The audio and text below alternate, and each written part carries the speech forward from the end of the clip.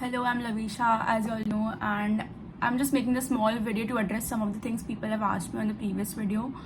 Firstly, about the choti copy, I did not want to make a choti copy because I did not want anything to interfere with my pictorial memory of my notes. I'd already concised my notes in the BTR and I'd added everything that I wanted to in it. So before the exams, I did not want another source to interfere with what I had already stored in my brain. So I wouldn't say make a choti copy, just use your main notes and concise them as much as you can so that you can read the entire thing a lot of times before the exam and you do not have to switch to any other things. If you want, you can just highlight the parts in your concise notes which you want to go through one day before the exam, like some classification systems or signs or anything like that. I'll tell you what I did about that.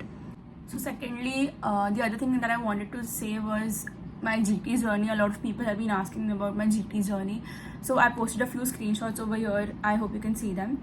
And so I would say my scores were stuck at 115 for a very long time. 115 answers right for like 2-3 months. I tried searching up what to do about it. I tried seeing videos, read about it, and now that I'm at this stage, I'll tell you it doesn't matter at all.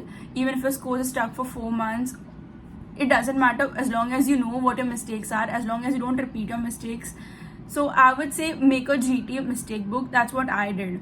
So I made a book over here which is all the mistakes of all the GTs that I've given from the first day onwards. I made a book where I wrote every mistake I did in one line. Like I wrote true Keebners, reverse Keebners and false Keebners in one section together. So at the end I can just revise my mistakes. So do this before you can revise everything in one go 2 months before the exam.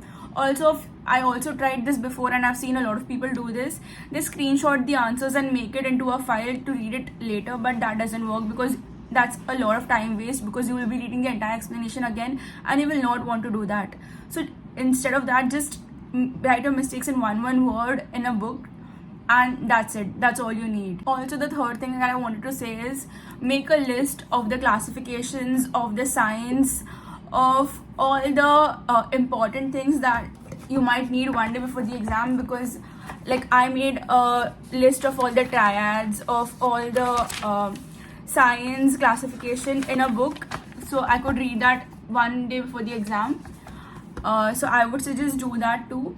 And also there are a lot of Telegram groups which will be very helpful, like Dipti ma'am's Telegram group. She takes a lot of MCQs. There's PSM, Kashi sir's PSM group. I think you should make use of all these resources beforehand. I got to know about these very late, so but I still solved a lot of questions of these. They take quizzes every day, so you can just be in the loop every day of that subject, because a lot of people will be solving them with you. So you can check out a lot of Telegram groups. I just told you two, but there are a lot of teachers from DAMS taking all these Telegram quizzes. About the QBank modules, I'll say it's definitely possible to solve them during internship.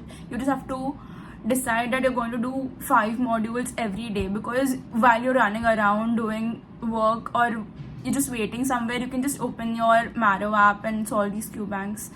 So I would say decide 5 QBanks a day and start today and just keep on solving these QBanks, these modules till December or whatever.